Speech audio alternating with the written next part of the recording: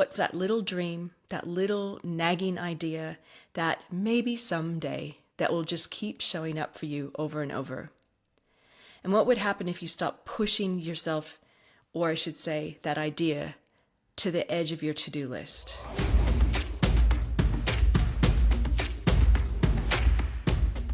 Hey guys, welcome back to episode 165. I can't believe it's July. That's insane. Where did the first part of the year go?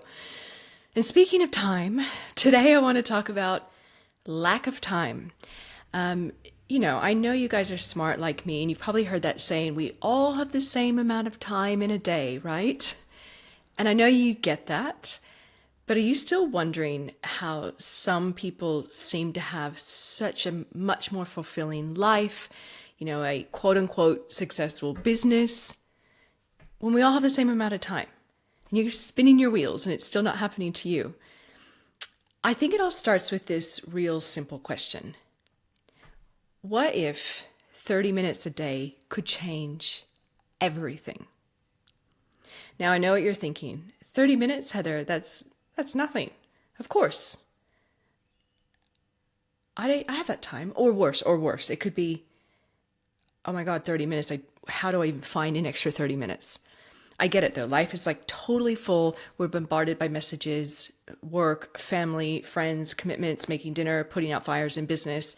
And 30 minutes absolutely can sometimes feel like a luxury, especially if literally you are working from morning till night and you're really trying to get rid of that cycle. But here's what I'm seeing time and time again from the interviews I'm having with people, my clients, my friends, peer groups. We're desperate for change, but we're sort of terrified of disrupting comfort. So I had a conversation with a client of mine who's in her 50s, just roughly early 50s or turned 50. She's really lovely, kind, compassionate, very, very capable, has a very successful business. So from the outside, she looks like she has it all together. But inside, we were having this discussion and she's like, really feeling stuck. Like almost like there's this whole part of her that she has yet to tap into. And then I asked her, what if you gave yourself 30 minutes a day just to explore what's next? No pressure, no expectations, just space. And I'll never forget what she said. And she said, how am I supposed to find an extra 30 minutes a day? Her day was absolutely packed. And that's when it hit me. We're not short on time. We're actually short on space. Hear me out for a second. When your life is full of routine and appointments on the calendar, even the smallest tweaks feel threatening.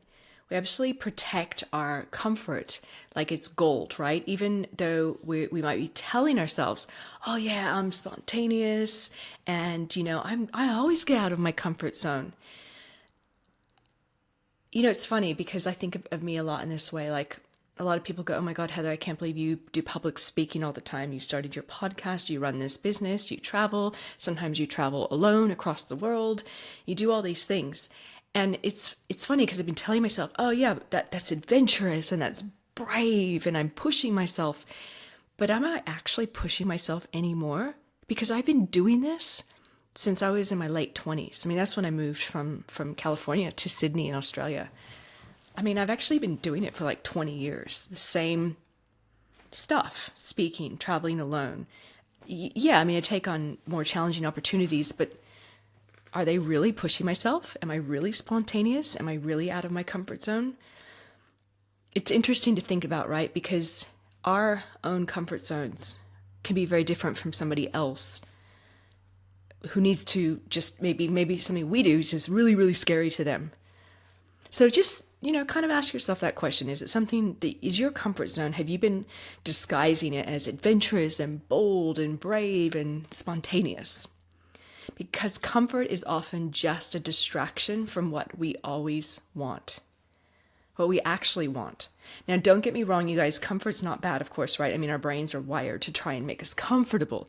We all need downtime if we can get it. But when it becomes a cage, when you're actually like so caught up in your time management tools, then we start to get a little bit restless.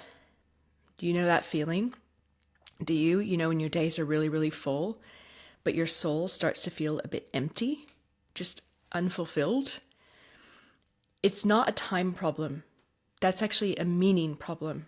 And you don't have to burn your life down to fix it. You just need a window. 30 minutes. 30 minutes to learn something new, to brainstorm, to draft that idea that's been floating around in your head for months, to play, to try new things. We underestimate how much we can shift when we create even the tiniest space in our days. Like if you're running a business, which I know most of you guys are like me, we've absolutely glamorized like the big pivot and the big leap, the all or nothing moment. But really, to get to that point, transformation doesn't start with drama. It starts with like a little whisper. I always remember when I worked, for Tony Robbins and then ran big events for other speakers when I first moved to Australia. And a big thing we always said in the industry was, listen to the universe. It will whisper in your ear, and then it will chuck pebbles at you, and then it will throw rocks, and then it will chuck boulders at you. So essentially, it's going to keep coming until you listen. So it all starts with a whisper, maybe a little post-it note, maybe a little idea that you email yourself or you stick in a to-do list on your phone or brainstorming, tool or app. It all starts there. A 30-minute block in your calendar that's not confirmed for anything but space. The real goal is to create instead of consume. And I say this all the time when I teach. Be a producer, not a consumer. Start to create again. Use that time that you might spend endlessly scrolling social media or studying other people's marketing to create your own, to practice change. So, here's my question to you today. No matter where you are or what you're up to, what could 30 minutes a day unlock for you? What's that little dream, that little nagging idea that maybe someday that will just keep showing up for you over and over? And what would happen if you stopped pushing yourself, or I should say, that idea, to the edge of your to-do list? I'm guilty. I have my to-do list and my calendars. I have these really great ideas and moments where I want to just think and be and play, and I keep pushing them. I keep moving them because they don't seem very important. But what if they became equally important to everything else you have on your calendar? 30 minutes a day. Not forever. You don't have to overcommit. Just enough to see if there's something there bubbling up from underneath the surface. You just need to start the conversation with that part of you that knows that there's more to how you're currently living. So, that's it for now. Just a little quiet nudge from me to you. Don't wait until something breaks to make a change. I guess that's the main thing. One of my last conversations was about burnout. Actually, a couple people I just interviewed on this show was about their moments of absolute mental, physical burnout. Don't wait, until something like that happens to make a change. Make the space now before you're forced to, yeah? And if you're thinking, I can't even find 30 minutes, then you probably need 60. You guys, thank you for being here.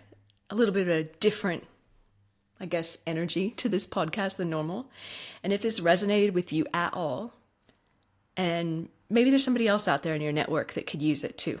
So please forward it on. It means a lot to me and it helps my show get out there as well. Thank you for tuning in, guys, as always, and I will chat to you next time. We have some really cool guests coming up. Stay tuned. Bye.